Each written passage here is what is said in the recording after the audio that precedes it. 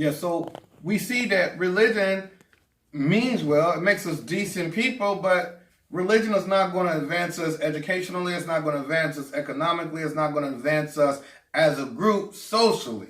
We see that the intellectualism that's been in the black community, which is called the Black Consciousness Movement, black people screaming black power and studying black history and celebrating African culture and things like that, it's all means well. It's all beautiful, creates beautiful people, and I love the culture and everything else. I'm a part of it myself. But those dynamics have not changed the overall condition of black America. So instead of religion and intellectualism, I say let's approach this from a matter of social dynamism. Social dynamism. And that social dynamism, can we use that to create this? Raising Superman, written by my dear brother, Nathaniel Turner, brilliant brother. Mm-hmm. And that's what we need to create, super men and women. Exactly. What do we see in the Jewish community? Super men, super women. We see in the Asian community, this iPad I have, this LG you have, the Note 7 I'm recording on, it's non-defective. It's not going to blow up, don't worry. It won't blow up while we're recording. You sure? Yeah, I'm sure about that. That's what we need to create, and that requires, or shall I ask you the question, is religion a barrier to that? Is religion a problem when we're talking about social dynamism, or is it an important element in social dynamism? That is our upward mobility. The real way, not based on the myth which we just debunked with the data you. If we use religion as a foundation to make us better people, then it can't impede us. It can only help us. For example, the Black Prophetic Church, right? Exactly. That can help. That can help bring about upward mobility of black people, or help us in our quest for upward mobility, help us in our quest for creating a better conditions in society for ourselves. But religion was never designed to solve social problems. Religion is designed to solve the problems of the individual in their relationship with their creator. Essentially, that's essentially what it's about. That's essentially what it's about. Black consciousness is not designed to create an infrastructure for black America.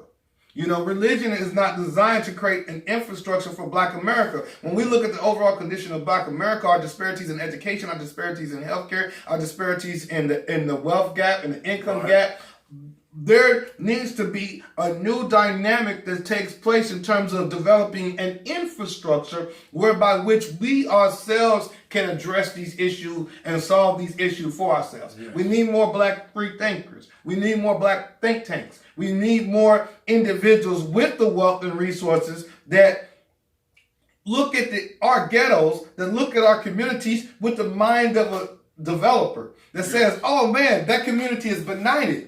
Well, what if we put a row of strip mall right there? What if we put this store right there? Oh, wow. There's a 50% disparity in the black community in terms of franchise national supermarkets in comparison to the white community. Infrastructure. So therefore, there's no infrastructure. What's that beautiful quote that you shared via Facebook that the Honorable Elijah Muhammad said about, you brought the old Muhammad Speaks back, remember? And there was a quote on there. There was an image in the background. He said something about make a part of this earth our own. Mm-hmm. So many words. But basically, that's what we have to do. The infrastructure we need to create this. You want to create supermen and superwomen, you need an environment, the infrastructure. Exactly, that will create wherein that can occur. Right.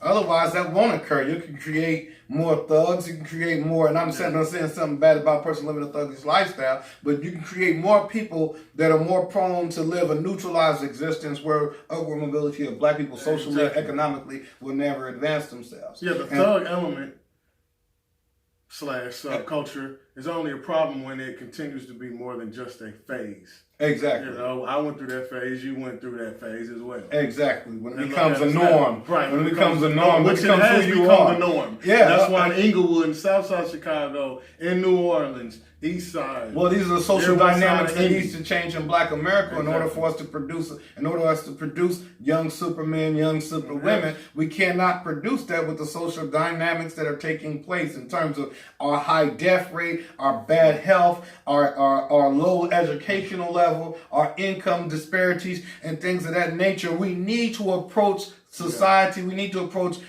capitalism from a different dynamics. Often we don't have cooperative systems. I was talking about this, where you have other people that lift themselves out of impoverishment due to group cooperation. Thus, they form corporations, societies, and institutions to help bring about development amongst their people. We don't have those dynamics. Do we have the equivalent of the Jewish Community Center? No.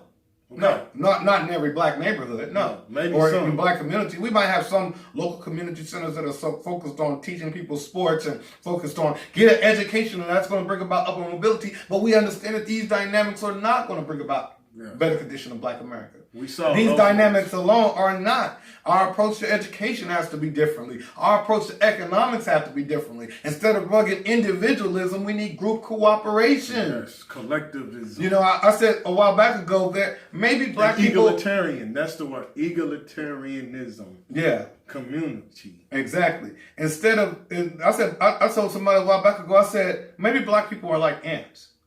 Maybe we work together. Maybe individually we are nothing, but together we are great. Oh. And we see the wisdom in studying the ants. E.O. Wilson's great work, Masters of the Universe, I believe it's called. He studied the ants. It's amazing.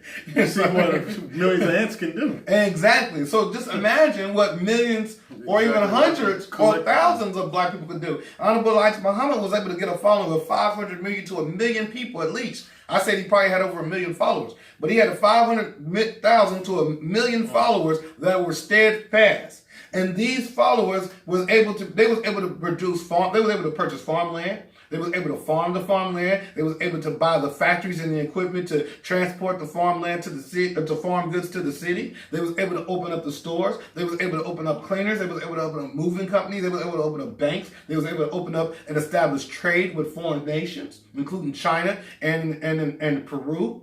So this was unprecedented for Black people. This was unprecedented. We was on a ride. Sadly, how many people know this? Nobody hardly knows it. I mean, the South Side of Chicago would not be the way it is today if the Honorable Elijah Muhammad, his program was still implemented. Before his death, the Honorable Elijah Muhammad had already purchased a former country club in Chicago, and he planned on putting a university, a real college university, that was to house over 10,000 students of all different races and denominations. And it was also to teach science, technology, engineering, mathematics, astronomy, and things of that nature. Somebody may say, well, he just wants to teach them religion or Islam. No, he didn't. Greater than that, right? In fact, no, it was all based on college curriculum, science, technology, engineering, mathematics. The only thing about religion that he was going to teach there was the origins of religion and why Islam. The origins of religion and why he chose Islam for us, or Islam was chosen for us. And it wasn't Orthodox Islam that he was using. He had a whole different type of Islam altogether. But it was nipped in the bud. Exactly.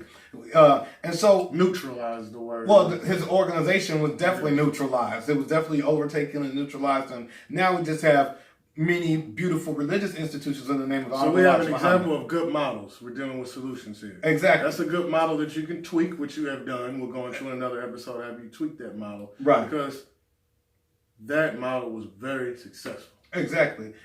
Love or hate the Honorable Elijah Muhammad. Exactly. I'm honorable because I'm looking at his works. Exactly. I'm getting beyond his personality. I'm looking at his works and the fruit it bore. Exactly. And I see it transformed a lot of Black men and women into dynamic individuals. Anytime a third man with a third grade education can produce the type of organization that he produced, he has to be honored. And so anytime a man labored and sacrificed for 44 years of his life, even incarceration and everything else, it's only right to honor him, especially when we can honor a person just because they're an elected official called a judge. We could definitely call a person that has lived and died for our people honorable, a person that has showed us the way. I mean, all he was trying to do was give us a roadmap for where we need to go. Yeah. And that roadmap is that we have to change the social and cultural dynamics in our communities. And that means that we have to empower ourselves with right knowledge, such as black intellectuals try to get us to. We need to have good principles that black religions try to get us to. But the direction in which our black economics, black healthcare, and everything else is taking place, we have to change those dynamics. We have to look at education as something that could benefit the race. As though we are in a foreign country and we go off to America or Europe to learn, we have to bring those resources and that knowledge back into our community in order to uplift and advance our people. Until then, Black America is going to always have this great disparities. So as you can see, we got cut off because we went over our time limit. We were so passionate about what we were talking about, and we have more episodes on the way.